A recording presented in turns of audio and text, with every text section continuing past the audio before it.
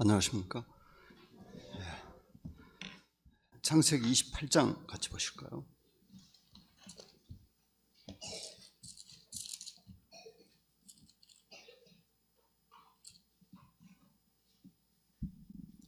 먼저 1절부터 5절까지 교독하겠습니다. 이삭이 야곱을 불러 그에게 축복하고 또 당부하여 이르되 너는 가나안 사람의 딸들 중에서 아내를 맞이하지 말고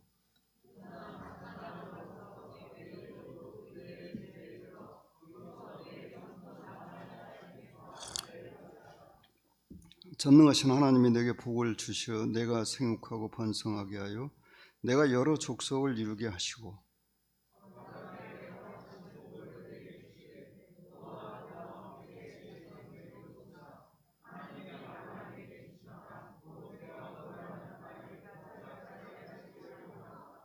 이에 이삭이 야곱을 보내며 그가 밧단 아람으로 가서 나반에게 이르렀으니 나반은 아람 사람 부두엘의 아들이요 야곱과 에서의 어머니 리브가의 오람이더라. 우리는 27장에서 야곱이 형을 속이고 먼저는 형을 속였고 이제는 아버지를 속이고 이 장자의 축복을 받는 것을 봤습니다. 그런데 그 일에 누가 주도를 했냐면 리브가가 주도를 했습니다. 목적이 선하다고 해서 수단이 야비해도 되는 것은 아닙니다. 그런데 리브가는 다시 이삭을 속입니다. 야곱이 에서에게 죽을까 봐서 야곱을 밧단 아람 나반의 집으로 보내면서 야곱이 가나안 족속의 딸과 결혼할까 봐서 보낸다고 핑계를 댑니다. 그런데 놀라운 것은 성경에서 우리는 다시는 리브가가 어떻게 살았는지 볼 수가 없습니다. 하나님은 불의한 것에 대해서 안 보는 것 같습니다만은 다 보고 계십니다. 그리고 그 불의한 것에 대하여 열매를 거두게 하시는 것입니다. 야곱이 애삼촌의 집에 가서 20여 년간 있었는데 리브가가 그 사이에 세상을 떠났습니다. 창세기에 나오는 믿음의 조상들의 평균 수명을 생각할 때 그것은 아주 이례적인 일입니다. 빨리 세상을 떠난 거죠. 사라가 127세까지 살았죠.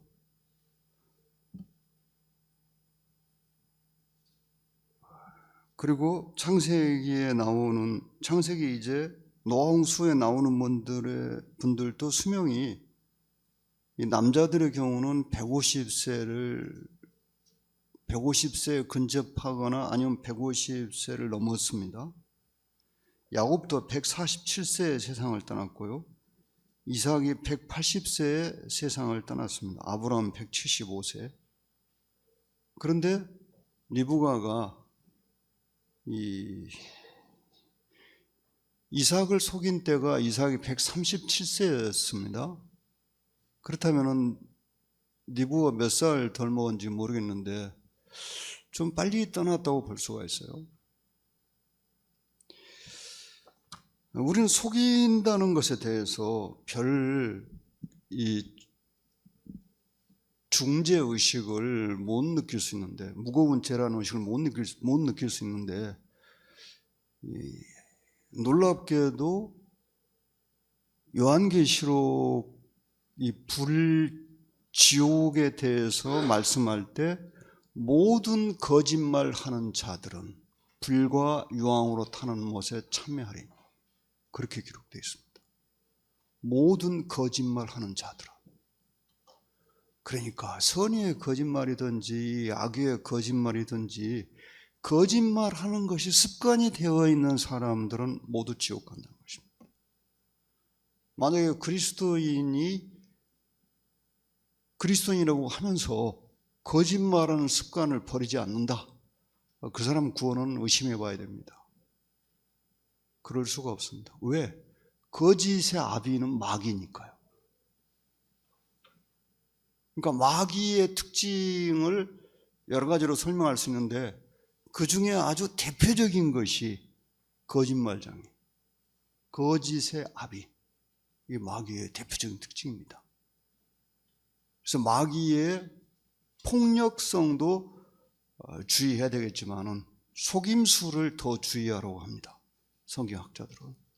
그래서 우리는 거짓말에 대해서 좀 살인죄나 이런 음행죄나 이런 것에 비해서 좀 가볍게 생각할 수 있는데, 거짓말을 하게 되면 무슨 일이 벌어지냐면 양심이 더러워지는 것입니다. 여러분, 양심은 우리가 그리스도 심판대에 섰을 때 우리의 상급을 결정하는 가장 중요한 역할을 합니다. 그런데 그 양심이 더러워졌다 이 말이에요.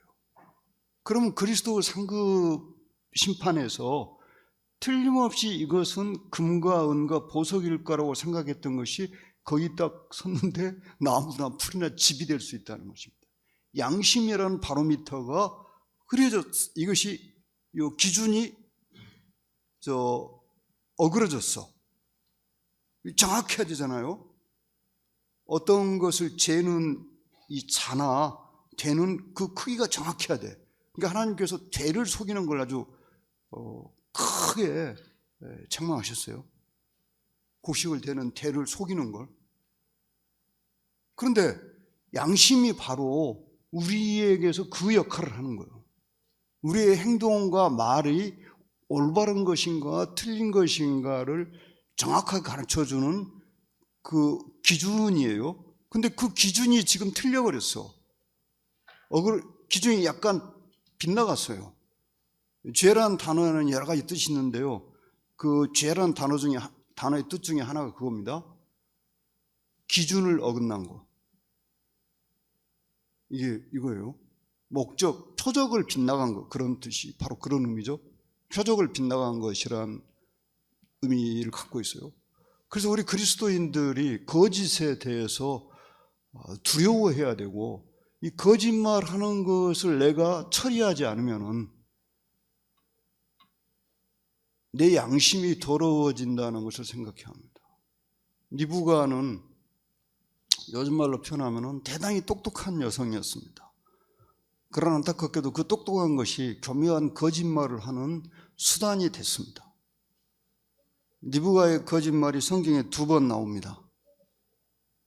그런데 그 2번이 모두 남편을 속인 거죠. 그렇죠? 아닙니까? 남편과 아들을 속인 거잖아요. 그런데 결과는 어떻게 됐습니까? 사랑하는 아들 야곱하고 영원히 헤어졌고, 그리고 성경의 무대에서 사라지고 맙니다. 아주 무서운 일이죠.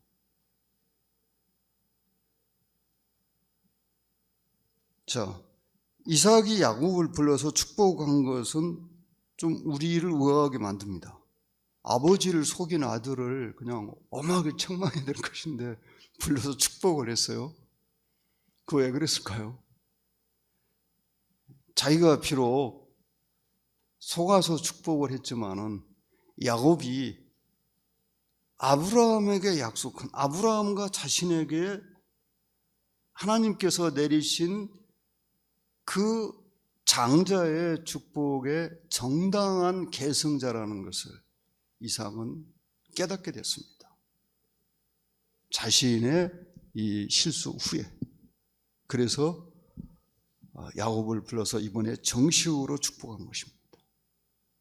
만약에 이 창세기 28장에 이삭의 축복이 없었다면은 성경은 아주 심각한 도전을 받게 됩니다.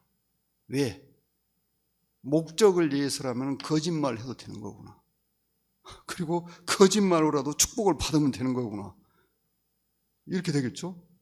그런데 하나님께서는 모든 사람들의 그러한 이 이의 제기에 대해서 이 28장에 이삭이 이제 야곱을 불러가지고 축복을 하게 하심으로 그 모든 말들을 막아버립니다. 이삭은 여기서 야곱에게 이제 야곱인 줄 알면서 축복을 하잖아요. 즉 야곱이 장자라는 것을 공식적으로 인정한 것입니다. 그리고 아브라함과 이삭에게 주신 하나님의 그 장자의 특권을 계승한 사람이 야곱이라는 것을 공식적으로 선언하는 것입니다. 아마 야곱도 아버지가 자기를 이렇게 축복했을 때 이 먼 길 떠나는 그 걸음이 조금은 가벼웠겠죠. 형한테는 미안하지만. 그리고 야곱이 에서의 어리석음을 이용해 가지고 장자의 축복을 뺏었습니다. 여러분 이거 우리 생각해 봐야 됩니다. 어떤 사람이 나보다 머리가 부족하다, 지식이 부족하다, 하여튼 어떤 사람의 약점을 이용해 가지고 내가 그 사람을 속였다든지 그 사람에게 손해를 끼쳤다, 아무 일 없을 것이다, 이렇게 생각했다면 하나님을 정말 모르는 것입니다. 성경에 분명히 그렇게 나와 있어요. 하나님은 불의한 일에 대해서 보지 않는 것 같지만은 다 보신다고 그랬어요. 우리가 나보다 능력이 부족하다고 해서 그 사람을 업신여기고 그 사람을 속이고 그 사람에게서 어떤 이득을 취하고 그 사람을 자기 종으로 삼고 이런 일들을 우리는 이 세상에서 얼마든지 볼 수가 있습니다. 그런데 그것은 하나님에 의해서 나중에 틀림없이 그만한 대가를 치르게 될 것입니다. 어떻게 할 수 있는가? 야곱을 통해서요. 뼈저리게 그것을 교훈받게 됩니다. 창세기 28장은 이제부터 하나님이 야곱을 어떻게 다루시는가를 우리들에게 보여주기 시작합니다. 거짓말하고 속임수에 능한 야곱을 하나님이 어떻게 다루시는가? 자, 6절부터 또 22절까지 보겠습니다. 에서가 교독하겠습니다. 에서가 본즉 이삭이 야곱에게 축복하고 그를 팟단 아람으로 보내어 거기서 아내를 맞이하게 하였고 또 그에게 축복하고 명하기를 너는 가나안 사람의 딸들 중에서 아내를 맞이하지 말라 하였고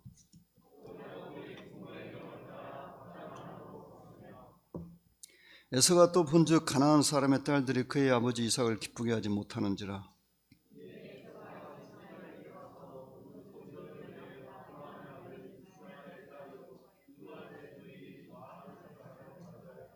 야곱이 브엘세바에서 떠나 하란으로 향하여 가더니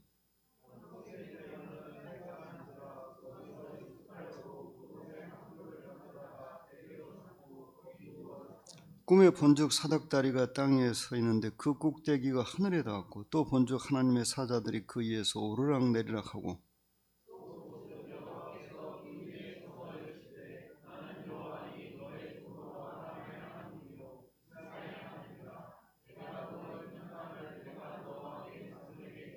내 자손이 땅에 티끌같이 되어 내가 서쪽과 동쪽과 북쪽과 남쪽으로 퍼져나갈지며 땅의 모든 족속이 너와 내 자손으로 말미암아 복을 받으리라.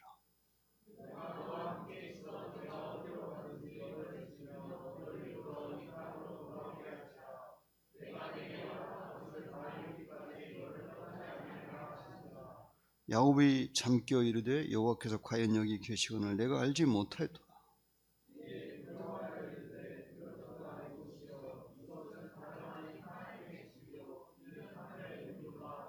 야곱이 아침에 일찍 일어나 베개로 삼았던 돌을 가져다가 기둥으로 세우고 그 위에 기름을 붓고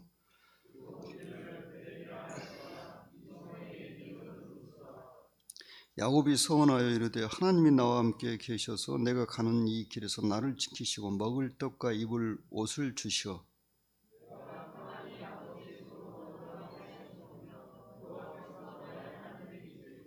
내가 기둥으로 세운 이 돌이 하나님의 집이 될 것이요 하나님께서 내게 주신 모든 것에서 10분의 1을 내가 반드시 하나님께 드리겠나이다 하였더라.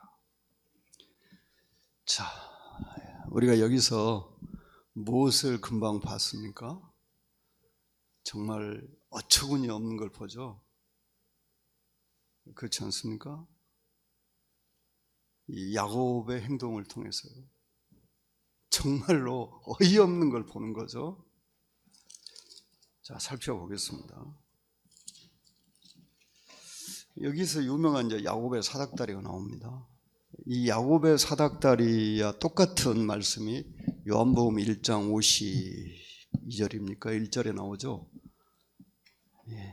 우리 주님이 말씀하시잖아요. 그러면 이 말씀이 언젠가 이루어질 때가 있다는 것을 생각하게 합니다. 야곱이 이제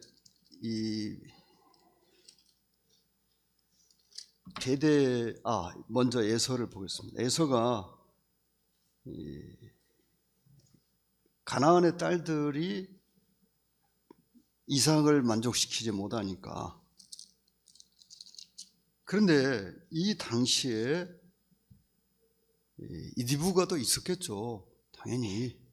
근데 이삭과 리브가를 기쁘게 하지 못, 이렇게 써야 되겠죠. 근데 왜 이삭이라고 썼을까요?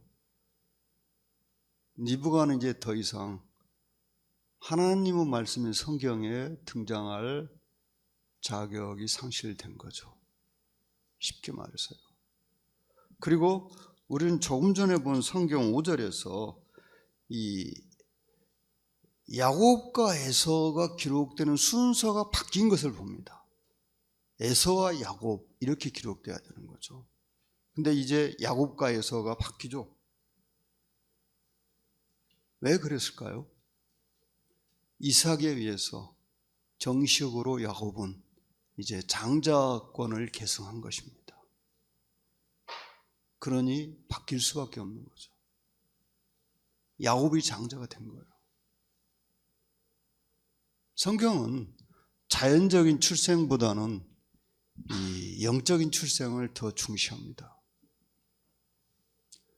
우리가 그것을 주목해야 합니다.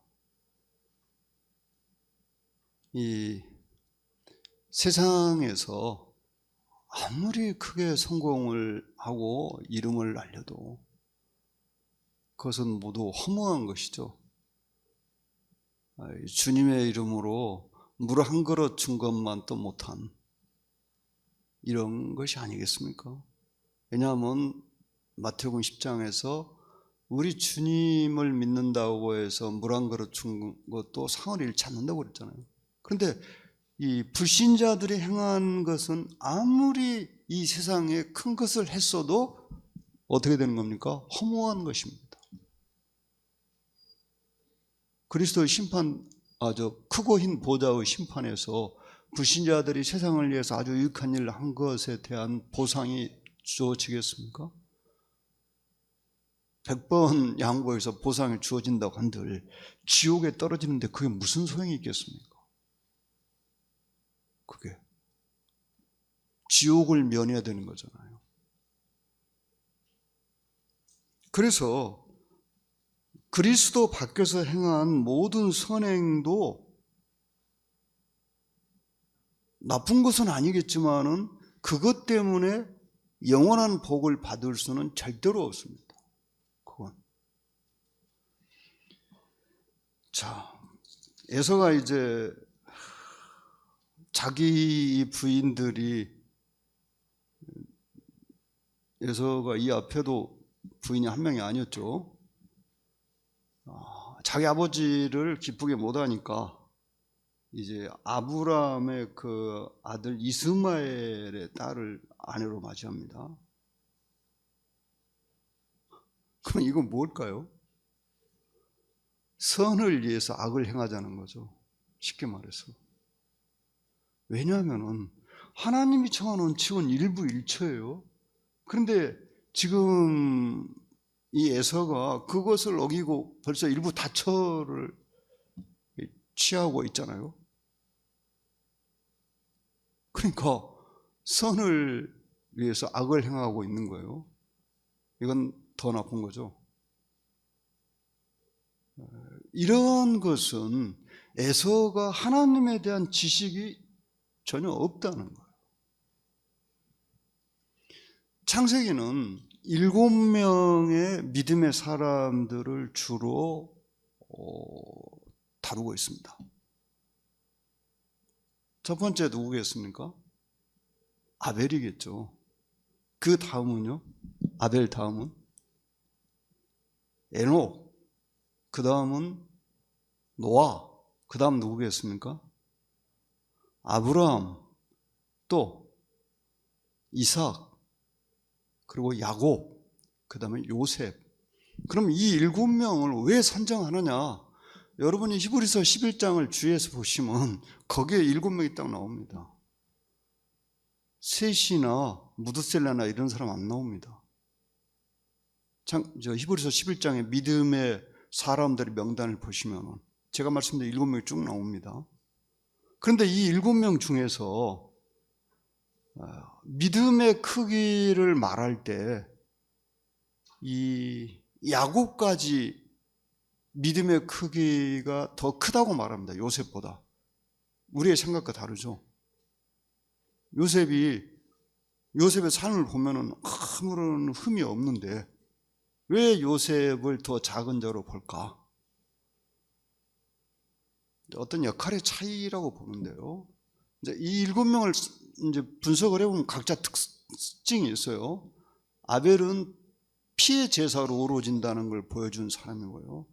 에녹은 죽음을 보지 않고 천국으로 옮겼어요. 그래서 교회를 예표했다 이렇게 봅니다. 노아는 홍수를 통과해서 살아났어요. 그것은 환난을 통과해서 살아남을 이스라엘을 가리킨다고 그렇게 봅니다. 아브라함은 믿음으로 의롭다는 것을 최초로 보여준 사람이고요. 그 다음에 이삭은 아버지에게 절대적으로 순종했던 우리 주님의 모습을 보여줍니다. 이삭, 아버지가 이렇게 죽이려고 하는데도 가만히 있었잖아요. 야곱은 그러면 어떤 걸 보여줄까요? 야곱은 온통 죄로 가득 찬 사람도 하나님의 은혜에 의해서 구원받을 수 있다는 걸 보여줍니다. 그 다음에 요셉은 이 자기 동족에 의해 버림받을 우리 주님을 보여주는 거예요. 이제 분석을 해보면요. 그런데 요셉을 왜 더 작게 보냐? 야곱까지는 하나님이 직접 나타났어요. 그런데 요셉한테는 나타난 적이 없어요. 요셉은 꿈으로 주로 계시를 받았죠. 그러니까 이 성경에서 꿈으로 하나님의 계시가 전달된 성경은 주로 구약에서는 창세기, 신약에서는 마태복음입니다. 그 외에는 꿈으로 계시가 전달되는 경우가 별로 없어요. 거의 없어요.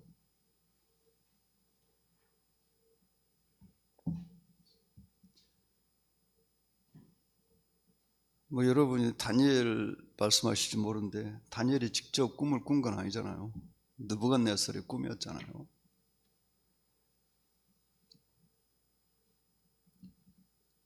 자, 야곱이 브엘세바를 떠나서 하란으로 갔습니다. 이 하란이라고 하니까 여러분이 어떻게 이해하실지 모르는데 이 하란은 원래 메소포타미아 지역입니다. 하란은 가나안과 메소포타미아 중간 지역이긴 하지만은 이 영토가 메소포타미아에 속해 있어요. 그러니까 갈대아 우르 그 통치권 안에 있는 땅입니다. 이 하란이 가나안 그 갈대아 우르의 통치권이 미치지 않는 그런 곳이 아니고, 그래서 이곳은 이 메소포타미아의 가장 북쪽에 있습니다. 그러니까 여기까지 이 하란까지는 이 갈대아 우르를 떠났다고 볼 수가 없어요. 갈대아 우르 영향권 안에 있는 땅이에요. 브엘세바에서 하란까지는 대략 85km라고 합니다. 3일 길이라는 거죠. 자, 야곱이 여기서 해가 져서 이제 잠을 잤습니다. 그 당시 이 여행자들이 어떻게 잠을 잤냐면은 겉옷을 몸에다가 감고 이제 돌을 베고 잤다고 합니다. 여기 이제 뭐 야곱의 돌베개 돌베개 베고 그거 그냥 뭐 야곱만 그렇게 잤던 것처럼 들릴 수 있는데, 사실은 그 시대의 풍습을 조사해 보니까 여행자들이 길을 가다가 잠잘 때 흔히 그렇게 잠을 잤다고 합니다. 그러니까 그쪽의 풍습을 아는 사람이 볼 때는 이것은 그냥 평상적인 일상적인 모습입니다. 근데 겉옷을 몸에 두르고 잤다고 그래요. 그곳에서는 겉옷이 이불처럼, 이불과 같은 역할을 했습니다. 겉옷이 외투죠. 옷이 컸어요. 크고 비쌉니다. 꿈에 이제 사닥다리가 있고 꼭대기에 하늘이 닿았고 하나님의 천사들이 오르락내리락하고 그 꼭대기 위에 하나님이 서 계셨어요. 근데 거기서 하나님이 이제 아브라함과 이삭의 하나님이라고 말씀하시는 것은 아브라함과 이삭과 언약을 체결한 하나님이다 이 말입니다. 그런데 여기서 이제 다시 야곱과 언약을 체결하는 거예요. 이때까지 하나님이 야곱에게 직접 나타난 적이 없었습니다. 여기서 처음으로 나타납니다. 이건 대단히 중요한 사건입니다. 어쩌면은 신약의 의미로 해석한다면은 구원 혹은 하나님이 나를 부르신, 하나님의 일을 위해서 부르신, 구원보다는 그쪽이 좋겠네요, 해석이. 하나님의 일꾼으로 나를 부르신 이런 사건이라고 볼 수 있죠. 그런데 이 사건이 일어난 그 시점이 대단히 중요합니다. 이 당시 야곱은 어떤 처지에 있었습니까? 정말 누구 말 맞다나 천지간에 고독한 이 나그네였습니다. 하늘과 땅 사이에 아무것도 없고 자기 혼자만 있는, 물론 나이를 볼 때 야곱이 나이가 적지는 않았어요.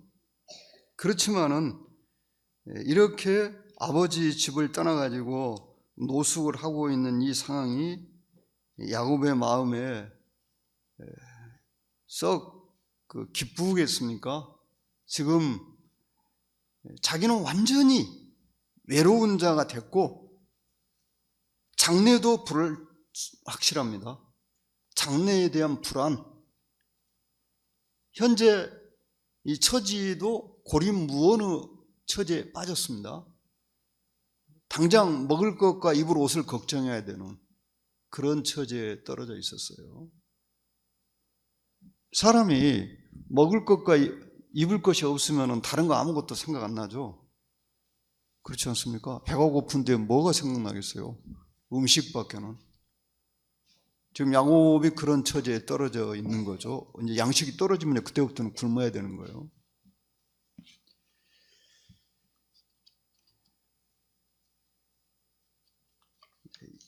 옷을 이불로 삼고 이제 돌베개를 펴고 잤습니다. 정말 이때야말로 야곱의 인생에서 가장 힘들고 어려운 시기였습니다. 좀 더 세밀하게 살펴봅시다. 이때 야곱이 의지할 수 있는 분이 누가 있었을까요? 아버지, 어머니,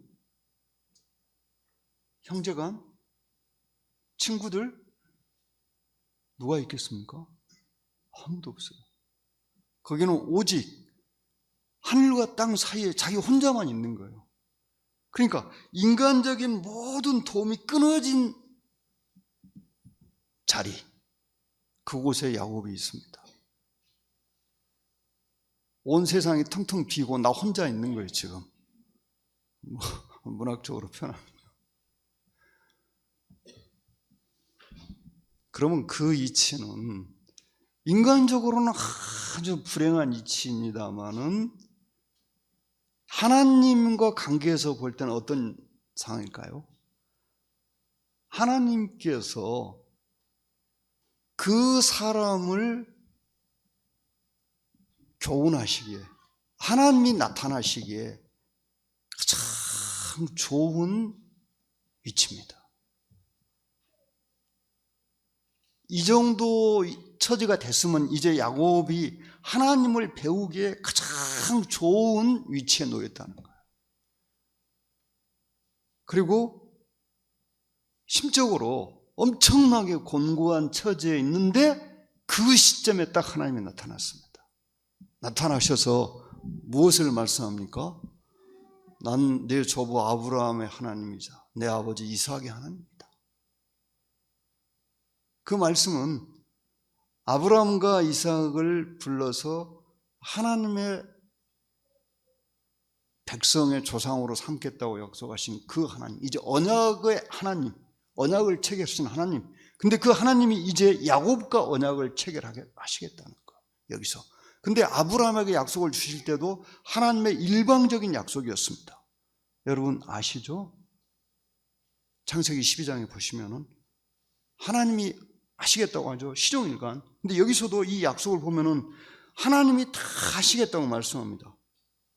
그러니까 이 쌍무 계약이 아니에요. 하나님의 일방적인 계약이요. 여기서 보시면은 자 13절에 딱 보면 그리 되죠. 나는 여호와니, 그 다음에 그 다음 말씀들이 나는 하나님이다. 내가 너와 내 자손이. 그러니까 이 약속을 우리가 중시하는 이유가 뭐냐면은 주어가 전부 하나님이요. 내가 하겠다, 내가 한다, 내가 한다. 그래서 그렇게 말씀하고 있어요. 야곱이 어떤 사람이든지 속이는 자든지 거짓말량이든지 아무 상관없이 내가 한다는 거예요. 내가 한다, 내가 한다. 끝까지. 아브라함에게도 그렇게 하셨잖아요. 약속하셨잖아요. 그것이 정말 중요한 거예요. 그러면 이것은 야곱이 앞으로 어떻게 되든지 야곱을 하나님께서 어떻게 하시겠다고. 근데 마지막에 이제 또 다른 말씀이 있어요. 15절에 너를 떠나지 않겠다. 내가 너에게 약속한 것을 다 이룰 때까지 떠나지 않는다. 그러면 무슨 말씀입니까? 하나님이 지금 야곱에게 하신 약속, 내가 누워있는 땅을 너와 내 자손에게 주고 내 자손의 땅이 티끌같이 많아지고 서쪽과 동쪽과 북쪽과 남쪽으로 퍼져나갈 것이고 땅의 모든 족속이 너와 내 자손을 복을 받는다. 이 말씀은요 정말 어마어마한 약속입니다. 그럼 이 약속이 야곱의 평생에 이루어졌는가? 이루어지지 않았습니다. 그 말씀은 야곱의 자손 대대로 하나님이 그들과 함께 하시겠다는 거예요. 그래서 이스라엘을 건드리면 안 돼요. 이스라엘을 건드리면은 그 민족이나 그런 사람은 꼭 망하게 돼 있어요. 왜? 하나님이 떠나지 않겠다고 그랬어요. 결코 이스라엘을. 그런데 여기서 주의할 것은 이 만약이란 단어가 없다는 거예요. 그냥 내가 하겠다 그래요. 만약이란 단어가 없어. 만약에 하나님이 우리들에게 이런 약속을 주셨다면요, 이건 정말 어마어마한 것입니다. 어마어마한 것이 아니라 그냥 까무러칠 일이죠. 하나님이 그냥 만약이 없어. 만약 네가 어떻게 하면 그런 말이 없어요. 내가 한다, 내가 한다. 계속 여기서 하나님 그러시잖아요. 내가 너와 함께 있어. 내가 어디로 가니 너를 지키며. 하나님 지키겠다고 그랬어요. 다 이루기까지 너를 떠나지 않겠다. 완전히 여기서 이 약속을 이루시는 분이 하나님입니다. 야곱이 어떤 조건부 행동을 한 그런 것이 전혀 없어요. 하나님의 일방적인 약속이에요. 이런 약속이라면 진짜 100번이라도 받고 싶죠. 내가 어떤 사람이든지 그거 상관없어. 하나님 다 하시는 거예요. 이렇게 하나님께서 요즘 말로 표현하면 어마무시한 약속을 야곱에게 주셨는데, 그런데 이제 야곱이 보이는 반응, 그럼 야곱은 이 약속에 대해서 어떤 반응을 보였느냐 한번 봅시다. 19절에요. 야곱이 서원하여 이르되 하나님이 나와 함께 계셔서 내가 가는 이 길에서 나를 지키시고 먹을 떡과 입을 옷을 주시어. 20절의 이 말씀에 원래 원문에는 만일이라는 단어가 들어있다고 그래요. 여기에 만일 하나님이 나와 함께 계셔서, 만일. 근데 우리 성경으로 번역할 때 이 만일을 빼버렸다고 해요. 그게 뭔 말입니까? 이렇게 해주시면은, 그 다음에 이제 22절에 뭐라고 합니까? 내가 하나님을 섬기고 11절을 드리겠다고 합니다. 여러분, 이 정도 됐으면은 여러분의 머리에 뭔 이런 게 다 있어, 이런 생각 안 드십니까? 딱 이 야곱의 말을 보니까 조금 심한 말을 표현하면은 이런 팔푼이가 있나? 이런 말 안 나옵니까? 자, 보세요.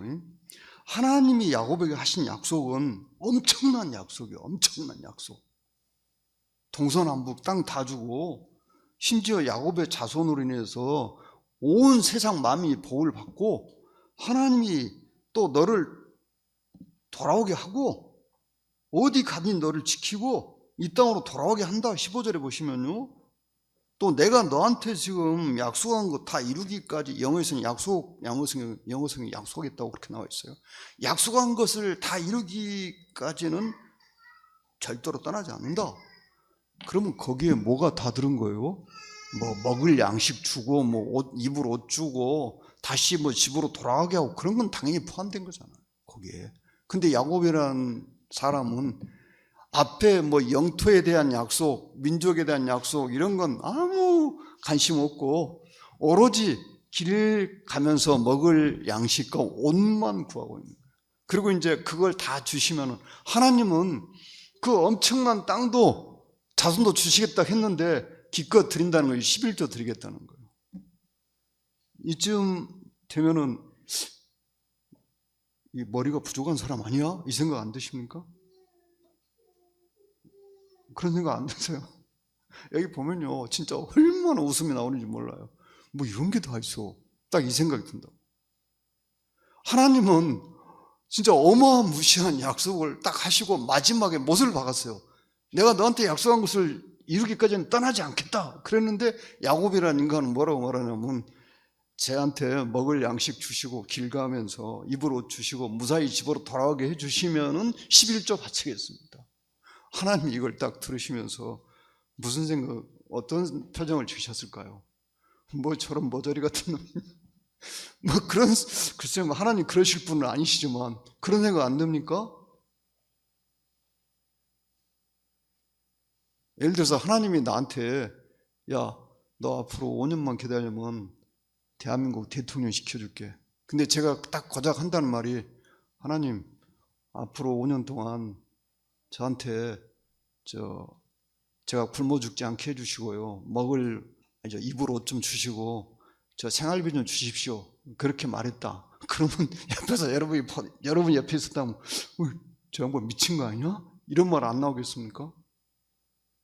지금 야곱이 한 약속은 그보다 더 큰 거예요.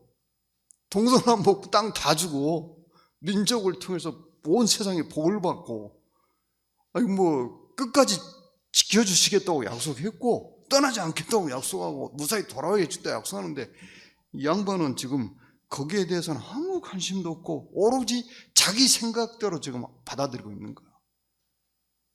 여기 이 28장을 공부하면서 제가 무슨 생각을 했냐면, 이게 내 모습이구나, 그 생각을 했어요.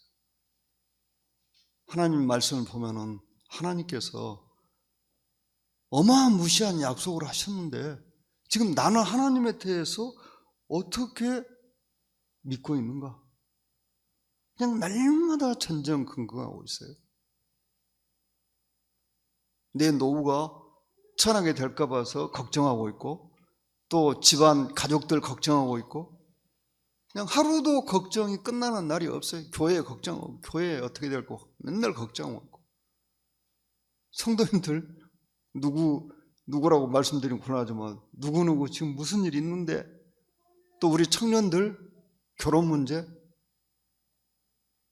그냥 온통 머릿속에 걱정이 가득합니다. 근데 성경에는 어떤 말씀, 저 빌립보서 한번 보겠습니다. 빌립보서 4장 6절과 7절 교도하실까요? 아무것도 염려하지 말고 다만 모든 일에 기도와 간구로 너희 구할 것을 감사함으로 하나님께 아뢰라.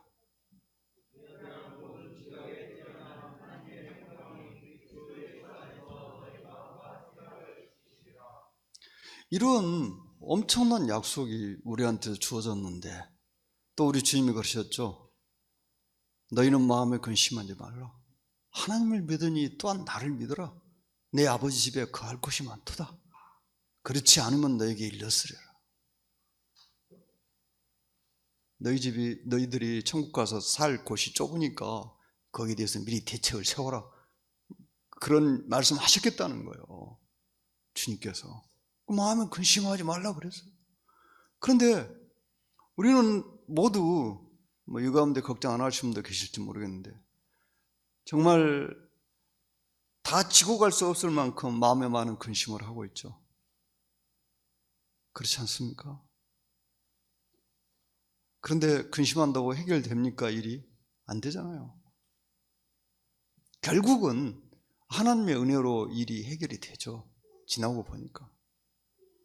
그래서 저는 야곱이 이제 하나님이 그에게 주신 그 말씀들을 듣고 나타낸 반응, 그게 이제 저의 믿음의 현 주소라고는 생각을 했습니다.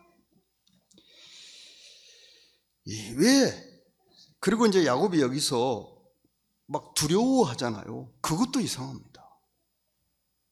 우리가 하나님의 자녀라는 것을 분명히 믿고 있다면은, 야곱이 하나님을 알고 있었다면은 거기에서 두려워할 일이 아니었습니다. 기뻐해야 될 일이었죠. 하나님의 집인데 거기가. 그런데 여기서 야곱은 두려워서 그냥 쩔쩔매고 있잖아요. 이게 얼른 생각하면 하나님을 경외하는 태도가 천만에요. 하나님을 모르고 있다는 거예요. 야곱의 꿈에 나타나신 하나님은 너무나도 온유하시고 자비로운 분으로 나타났습니다. 그런데 왜 그 앞에서 두려워서 벌벌 떠는 겁니까? 이런 것도 야곱이 지금 하나님을 모르는 사람이라는 것을 잘 나타내주고 있고요. 이 시편의 기자들은 무슨 고백을 했냐면,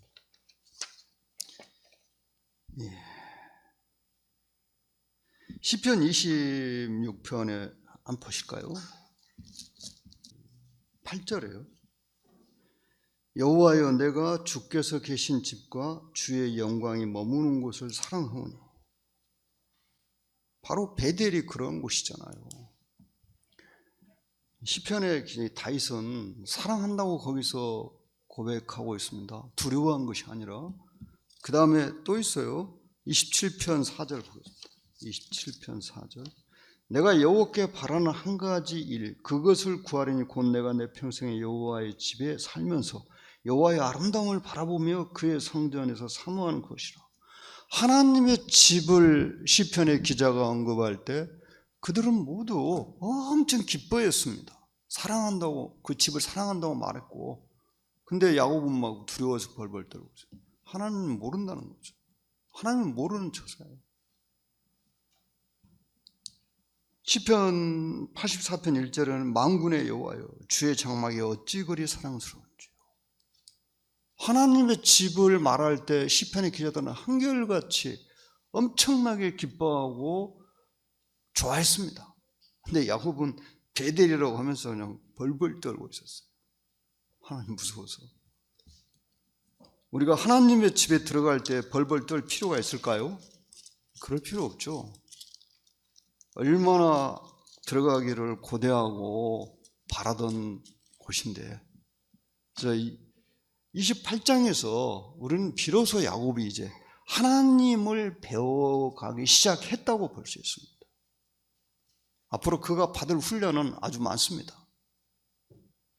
그런데 하나님은 수준에 맞게 선생을 붙이죠. 그래서 야곱의 수준에 맞는 선생이 누굽니까? 나반이잖아요.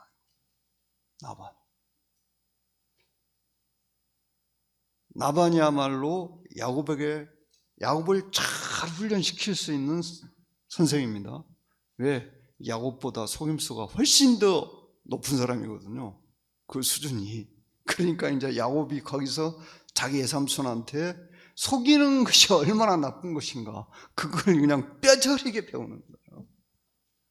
그런데 우리는 창세기를 보면서 막 이제 웃음이 나오는 게, 야곱이 끝까지 자기의 이 꾀를 버리지 못하는 걸 보죠. 에서 만났을 때 양떼 막 소 몇 마리 막 해주고 그냥 새 떼가 쫙 보내잖아요. 그리고 이제 자기 첩이 낳은 애들은 또 앞으로 보내고, 또 나엘하고 요셉 뒤로 배치하고, 이런 게 전부 이제 우리가 성경을 보면서 막 웃음이 나오는 거죠. 이 사람 진짜 어쩔 수 없고. 물론 나중에는 이제 결국은 그걸 고치죠. 그러니까 야곱의 인생이 왜 험악했느냐, 그것은 야곱의 그 마음과 관련이 있어요. 속임수를 좋아하고 이 끝까지 자기 꾀를 의지하는 그 야곱, 그것을 고치기 위해서는, 이 사람을 통해서 하나님의 목적을 이루기 위해서는 이 사람은 이제 그걸 고치기 위한 훈련이 필요한 거예요. 그래서 험악한 인생을 살게 됐던 거예요. 그러나 아브라함과 이삭은 그렇지 않았잖아요. 만약에 창세기 27장에서 야곱이 하나님의 약속을 믿고 꾀를 부리지 않고 그냥 가만히 있었으면 하나님이 다 하셨습니다. 에서도 다스리고 이삭도 감동하셔가지고 야곱을 축복하시고 그렇게 다 하셨어요. 이 믿음의 사람이 하나님이 정해놓으신 길에서 이탈해버리면 그때부터 이제 어떻게 되는 거예요? 고난의 삶을 살게 되는 거예요. 근데 하나님 버리시진 않아. 하나님이 정해놓으신 그 믿음의 길을 떠나는 것이 얼마나 힘든가를 깨닫게 해주시는 거예요. 결국은 다시 돌아오게 하시는 거예요. 하나님은 자유로우신 분이기 때문에 우리를 버리지 않으시는 거예요. 그래서 우리 그리스도인들은 꼭 명심해야 되는 것이, 결코 거짓말이나 술수, 내 꾀로 성공할 수 없다는 것을 명심해야 합니다. 하나님의 일을 하는 데 있어서 그 일을 성공하려면 반드시 하나님의 방법을 따라야 된다는 거예요. 그거 외에는 다른 길이 없어요. 하나님은 그런 부정한 방법으로 하나님의 일을 결코 이루시지 않습니다. 그리고 이제 마지막에 하나님께서 야곱에게 하신 약속, 내가 너를 떠나지 않겠다. 이 약속을 보면서 우리는 하나님이 얼마나 자비로우신 분인가를 또 생각하게 됩니다. 그런데 신약에도 이런 약속이 있죠. 신약 히브리서 13장 5절 한번 보겠습니다. 함께 읽으실까요? 13장 5절이요. 히브리서. 자, 시작. 돈을 사랑하지 말고 있는 바를 족한 줄로 알라. 그가 친히 말씀하시기를 내가 결코 너희를 버리지 아니하고 너희를 떠나지 아니하리라 하셨느니라. 근데 이렇게 하시니까 조금 긴장감이 떨어지죠. 그래서 제가 영어 성경을 찾아봤는데, 영어를 정확히 제가 문법을 몰라가지고 좀 물어봤어요, 우리 젊은 청년들한테. 근데 이제 알았어요. 영어 성경 어떻게 되어 있느냐, 내가 절대로 너희를 버리지 아니하고 절대로 너희를 떠나지 않겠다, 그렇게 되어 있어요, 영어 성경. 그러면 더 우리 마음에 믿음이 가죠. 우리말 성경 번역할 때 결코라 했는데 결코보다는 절대로란 말이 더 우리 마음에 힘이 될 것 같아요. 그래서 이 부분을 그렇게 번역해도 돼요. 내가 절대로 너희를 버리지 않냐고, 절대로 떠나지 않겠다. 이렇게 번역해도 아무 문제 없습니다. 영어 성경은 그렇게 번역해 놨습니다. 돈이란 것은 뭐 많이 있다고 해서 그게 잘못은 아닙니다. 그런데 돈이 결코 우리의 안전을 보장해 줄 수는 없습니다. 하나님만이 우리의 안전을 보장해 줄 수 있습니다. 그래서 이 말씀을 기억하십시오. 이 가난하다고 생각하시는 성도님들, 내가 결코 너를 떠나지 않고 결코 너를 버리지 않겠다. 야곱이 일찍이 이 놀라운 진리를 깨달았다면 그는 그 뒤에 그 이전에 버렸던 그 형을 속이고 아버지를 속이는 이런 일은 하지 않았을 것입니다. 하나님의 약속을 붙드는 것이 바로 우리의 힘이고 그것이 믿음입니다.